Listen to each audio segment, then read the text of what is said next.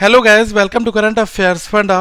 दोस्तों, SBI junior associate का अगर आप फॉर्म भर रहे हैं तो आपको बहुत सावधानी बरतने की जरूरत है। ये 4 बहुत जरूरी पॉइंट हैं, क्योंकि जो हैंड रिटन डिक्लेरेशन है ये एसबीआई का अपना अलग होता है और आईबीपीएस वाला यहाँ पर आपको अपलोड नहीं करना है। क्या क्या चेंजेस हुए हैं वो मैं आपको यहाँ पर बताने वाला हूँ, और थंब इम्प्रेशन किस फॉर्मेट में अपलोड करना है, सिग्नेचर कैसे करने हैं, फोटो किस फॉर्मेट में आपका होना चाहिए, वो सारी चीज़ें। देखो, कई बार क्या होता है कि जब आपका एडमिट कार्ड आता है तो वहाँ पर विजुअल चीज़ें नहीं होती हैं, या फिर फोटो की जगह ये हो जाता है दूसरा साइज इधर भाग रहा होता है, तो कई बार आपको एंट्री भी नहीं मिलती है।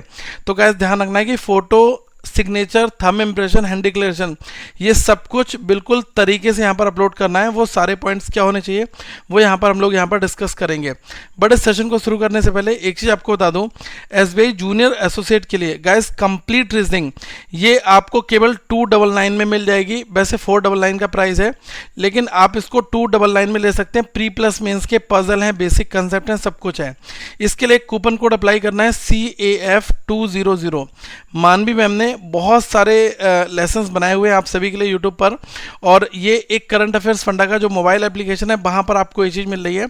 और मेरे द्वारा बनाया गया जो DI का कोर्स है ये केवल आपको 399 में मिल रहा है। गाइज, आप देख पाओगे 599 जो है अभी इसका प्राइस चल रहा है, लेकिन आप कूपन अप्लाई करोगे तो ये प्राइस आपका कम हो जाएगा।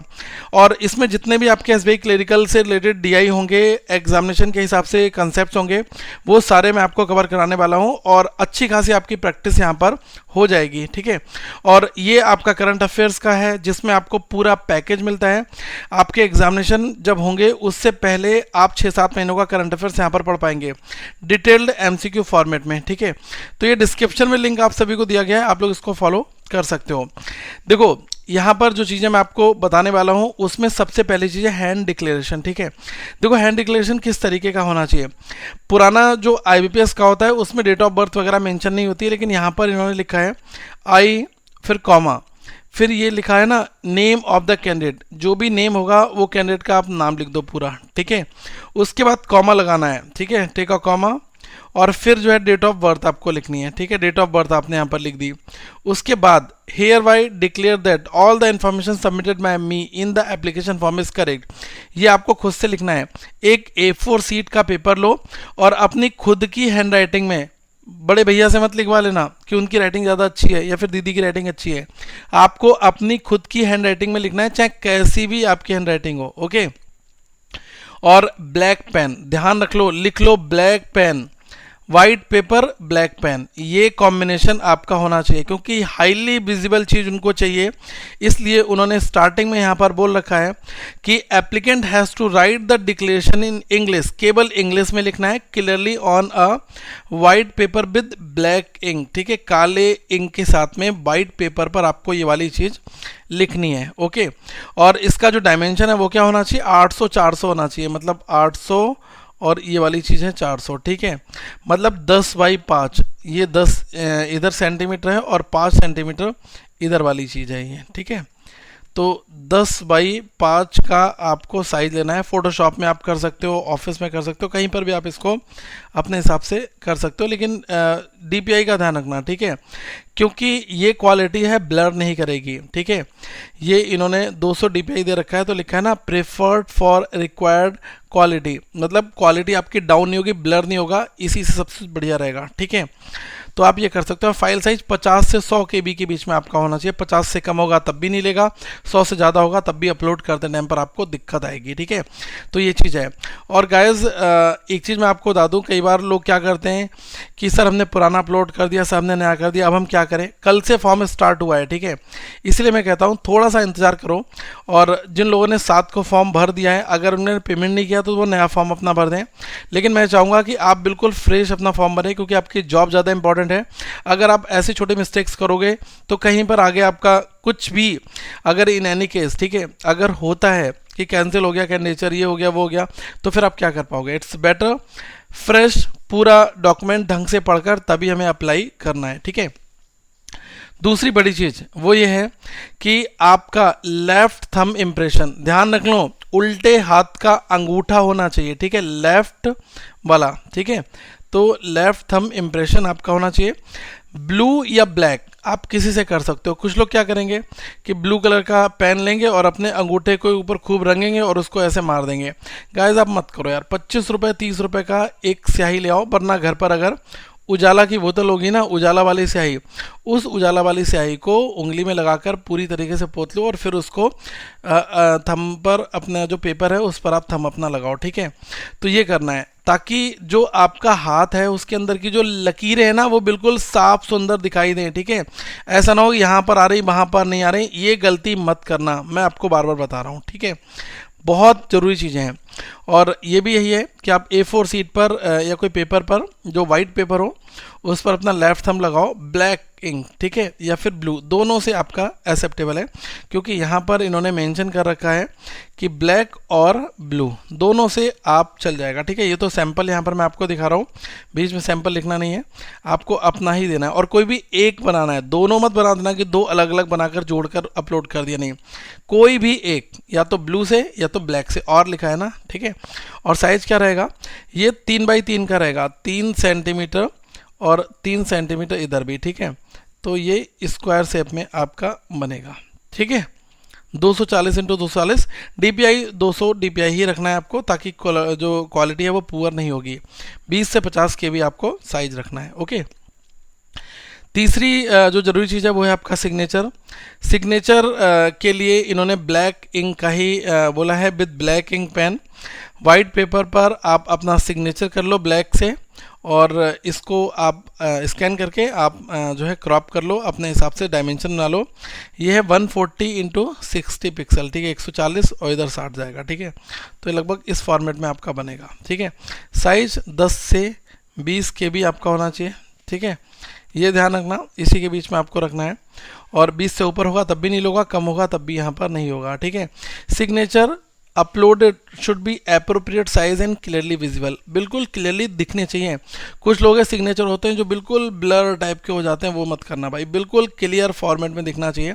जैसे यहाँ पर मैंने लिखा है, ये तो सैंपल है, आप यहाँ पर अपना नाम बनाओगे जो भी है, ठीक है, जिसका जिस फॉर्मेट में जाता है वो अपना स्टाइल यहाँ पर बना लेगा, ठीक है। ये हो गया। फोटोग्राफ की बात कर रहा हूँ, देखो मैं आपको एक चीज़ बता दूँ, फोटोग्राफ कई बार क्या होते हैं कि लोग जाते हैं और खेतों में खड़े होकर अपना फ़ोटो खींच लिया, या फिर कहीं पर भी फ़ोटो खींच लिया, घर में खींच लिया, उसको प्रिंट आउट निकाल लिया। गाइस ये गलती मत करना। आप एक प्रोफेशनल बैंकर बनने वाले हो, और मैं आपको रिकमेंड करूंगा कि प्रॉपर सूट बूट के साथ में जाओ और एक अच्छा सा अपना फ़ोटो बनवाओ, और उसके 50 फ़ोटो बना लो। आजकल क्या होता है ना, 100 रुपये के 50 फ़ोटो, ठीक है, 30 रुपये के जो है 20 फ़ोटो ऐसे बन जाते हैं ना। तो आप अपने 50 फ़ोटो एटलीस्ट बनवा लो, ताकि पूरे रिक्रूटमेंट प्रोसेस में आप उनको एक ही फ़ोटो को यूज़ करो। लोग जाते हैं 3 और 5 बनवा लेते हैं, फिर आगे जाते हैं, फिर दूसरा कलर बनवा लेते हैं। पूरे रिक्रूटमेंट प्रोसेस में आपका एक ही फ़ोटो होना चाहिए। और ध्यान रखना कि आई कॉन्टैक्ट और जो है अपना ड्रेसिंग बिल्कुल वेल ड्रेस्ड अप होकर जाना, ताकि फ़ोटो भी अच्छा है। देखो यहाँ पर दिख रहा है आपको मेरा, ये है वाइट बैकग्राउंड, ठीक है, और मैंने क्या कर रखा है, एक ब्लेज़र डाल रखा है, ठीक है। आप ब्लेज़र की जगह ब्लेज़र नहीं भी डालते हो, आप प्लेन शर्ट के ऊपर एक टाई लगाकर फ़ोटो खींच सकते हो। अगर आप टाई लगाना भी नहीं चाहते तो आप एक प्लेन शर्ट के साथ में फ़ोटो खिंचवा सकते हो। लेकिन मेरा प्रेफरेंस आपके लिए यही रहेगा कि आप एक टाई वगैरह सूट बूट के साथ एक प्रोफेशनल वेल ड्रेस्ड अप होकर फ़ोटो के लिए जाओ, ठीक है। दुकान पर ही खिंचवाना, ताकि रेड आई वगैरह ना आए, ये सब बहुत ज़रूरी चीज़ें होती हैं, ओके। और जिस बंदे से फ़ोटो खिंचवाओ वो आपसे उससे कहना कि भैया मुझे पेन ड्राइव में या फिर मेरे ईमेल आईडी पर ये वाला फ़ोटो .jpeg या फिर .png में आप अपलोड कर दो, ताकि मैं जब ऑनलाइन अपना फॉर्म भरूंगा तो उसमें मैं इस फ़ोटो को यूज़ कर लूँगा, ठीक है। और उससे फिजिकल फ़ोटो ले आना, क्योंकि आगे भी उसकी ज़रूरत पड़ती रहेगी, ठीक है। ये क्या होता है, कई बार लोग इसके पैसे मांगते हैं तो उनको दे देना, वो लेते हैं, ठीक है। फोटोग्राफर जो है वो 10 20 30 40 रुपए इसके ले लेता है, अपलोड वेबसाइट पर जो आपके ईमेल पर भेजेगा उसके लिए, ठीक है। तो यहाँ पर लिखा है 4.5 सेंटीमीटर इंटू 3.5 सेंटीमीटर। ये मैं आपको बता रहा हूँ कि 4.5 इंटू 3.5 का आपका होना चाहिए। 4.5 हमारा ये होगा, ठीक है, और 3.5 आपका ये होगा, ठीक है, तभी इस फॉर्मेट में आपको फ़ोटो दिखेगा। और यहाँ पर लिखा है photograph must be recent passport होना चाहिए। रिसेंट पासपोर्ट का मतलब होता है गाइस 3 से 4 महीने 6 महीने तक भी चल जाता है। ऐसा ना हो यार कि आपने अपने ग्रेजुएशन का डाल दिया या फिर स्कूल टाइम का डाल दिया और आप 5 साल से तैयारी कर रहा हूँ, ये गलती नहीं करनी, बिल्कुल रिसेंट का होना चाहिए, ठीक है। मतलब पता चले किसी ने पहले दाढ़ी वाड़ी रख रखी थी और आज के डेट में क्लीन शेव घूम रहा है, तो वो चीज़ नहीं होनी चाहिए, ठीक है। आप जो लुक लग रहा है एग्जाम देने जाओ उसी के हिसाब से लगो, ठीक है, ताकि वहाँ पर वो आपको रिजेक्ट करके वापस ना भेज दें, क्योंकि ये हो जाता है कई बार, बंदा ही नहीं पहचान में आएगा वो क्यों करेंगे। और लिखा है ना कि लगभग 8 copies of the same photograph, 8 copies जो आप अपलोड करते हो इसी की आपको सिलेक्शन प्रोसेस में ज़रूरत पड़ेगी। तो मैं तो बोल रहा हूँ आप ज़्यादा रख लेना, आगे भी ये काम आपके लिए आएंगे, ठीक है। तो ये बेसिक गाइडलाइंस थी जो मैंने आप सभी को बता दी। और ये ध्यान रखना कि जो भी चीज़ आप अपलोड करो वेबसाइट पर वो स्पेसिफाइड स्पेस में होनी चाहिए। मतलब ऐसा ना हो कि यार आपने फ़ोटो वाली जगह पर कुछ और अपलोड कर दिया, सिग्नेचर वाली जगह पर कुछ और है, थंब वाली जगह पर फोटो अपलोड कर दिया। कई बार क्या होगा कई बार लोगों का हो चुका है कि यार उनका वहाँ अपलोड हो गया, तो भाई ये गलती करोगे तो वो आपको एंट्री नहीं देंगे एग्जामिनेशन में। जहाँ पर जिसका प्लेस है, जहाँ फोटो डालना है वहीं पर फोटो अपलोड करो, जहाँ पर सिग्नेचर वहाँ पर सिग्नेचर आपको अपलोड करने हैं, ठीक है। और कई बार लोग क्या करते हैं कि सिग्नेचर को जो है कैपिटल लेटर्स में कर देते हैं, नहीं ऐसा नहीं, ठीक है। आप देखो ना, अगर आप कैपिटल लेटर्स में करोगे तो आपका कोई भी कॉपी कर लेगा ना, ठीक है। आपको अपनी राइटिंग बनानी है जो भी आपकी होती है, ठीक है, जो आपका मार्क है, ठीक है, सिग्नेचर का। तो हैंड राइटिंग डिक्लेरेशन और सिग्नेचर जो है वो कैपिटल लेटर में नहीं लिखना है, तभी आपकी राइटिंग को वो लोग मैच करा सकते हैं। इतना लंबा पैसेज लिखाने का मतलब है कि जो बंदा हैंड राइटिंग जिसकी अपलोड हुई है फॉर्म पे, जो एग्ज़ाम देने जा रहा है वहीं पर वो दोनों मैच करें, ठीक है। ये चीज़ के लिए ये चीज़ कराई जा रही है, ठीक है। और बाकी मैंने आपको चीज़ें सब बता दी हैं। और जो एग्ज़ाम देने वाला है उसी की सारी चीज़ें होनी चाहिए, थंब इम्प्रेशन हो गया, हैंड रिटन कलेक्शन हो गया, फोटो सिग्नेचर एवरीथिंग, ठीक है। स्कैन करने का इन्होंने यहाँ पर रूल बता रखा है कि 200 DPI के हिसाब से आपको रेजोल्यूशन सेट कर लेना है, ठीक है। जो ट्रू कलर्स हैं उन्हीं को ही रखना है और क्रॉप अपने हिसाब से कर लो। और यहाँ पर ये भी लिखा है कि the image should be JPEG, ठीक है, इस फॉर्मेट में आपकी होनी चाहिए। और ये लिखा है कि candidate using MS Windows MS office can easily obtain document in JPEG format by using MS paint और MS ऑफिस पिक्चर मैनेजर, इन दोनों से आप कर सकते हो, ठीक है। आप यूट्यूब पर सर्च कर लेना MS ऑफिस पिक्चर मैनेजर से पिक्चर एडिट कैसे करें, MS पेंट में IBPS का फोटो ऐसे कैसे एडिट करें, बहुत सारे वीडियोस लोगों ने बना रखे हैं, आपको मिल जाएंगे। Scan document in any format can be saved in .jpg format by using save as, ठीक है। आपको इसी फॉर्मेट में सेव एज करना है, ओके। और फिर आपको क्रॉप करके इसको अपलोड कर देना है रिसाइज करके। तो ये वाली चीज़ आपके लिए होनी चाहिए, ठीक है। और procedure for uploading the document यहाँ पर इन्होंने लिख रखा है कैसे कैसे आपको अपलोड करना है। एप्लीकेशन फॉर्म जो आप आगे स्टेजेस में जाओगे तो वहाँ पर आपको अपलोड करना होगा photograph, signature, left thumb impression, handwritten declaration, ठीक है। तो इनको उसी वाले कॉलम में मारना है जहाँ पर जो चीज़ दे रखी है, ठीक है। और एक बार जब आप पूरा फॉर्म फाइनल कर लोगे तो ये है कि जब तक आपका सिग्नेचर थंब इम्प्रेशन नहीं होगा तब तक आपका पूरा माना नहीं जाएगा, ठीक है। तो फॉर्म फाइनल सबमिशन कब माना जाएगा, आपने फॉर्म भरा, अपलोड कर दिया, इसके बाद आपने पेमेंट कर दिया, फिर आपका जो ईमेल कंफर्मेशन आ गया, कई बार ईमेल कंफर्मेशन नहीं भी आता है तब भी कोई दिक्कत नहीं है, लेकिन पेमेंट करने के बाद आपका फॉर्म सबमिटेड कहलाता है ऑटोमेटिकली, ठीक है। चाहे मेल कंफर्मेशन आए या ना आए, अगर आपका पेमेंट सक्सेसफुल हो चुका है तो फिर आपका फॉर्म गाइस सबमिट हो चुका है, ठीक है। तो ये ज़रूरी चीज़ें थी जो मैंने आपको बहुत तरीके से बताई हैं। अगर अभी भी कोई डाउट आपका आ रहा है तो आप बिंदास मुझसे फिर से पूछ सकते हैं, ठीक है। और मैं चाहूँगा कि आप लोग बेहतर तैयारी करें। और ये कंप्लीट रीजनिंग ये कुछ दिनों के लिए है, तो CAF 200 आप कूपन कोड अप्लाई करके इस 499 वाले कोर्स को 299 में ले सकते हैं। और जो आपका DI का कोर्स मैं बना रहा हूँ तो इसमें बहुत सारे वीडियोस मैंने बना दिए हैं, कुछ वीडियोस और इसमें आने बाकी हैं, तो आप ये 599 में ये DI का कोर्स ले सकते हो। और इसमें कूपन कोड अप्लाई करोगे तो ये 399 का हो जाएगा। तो अपनी बेहतर तैयारी करें और अपना सिलेक्शन लें, यही मेरी आप सभी के लिए बेस्ट विशेस हैं। और तीनों पैकेज करंट अफेयर्स, रीजनिंग और DI के साथ में अपनी बेहतर तैयारी करें।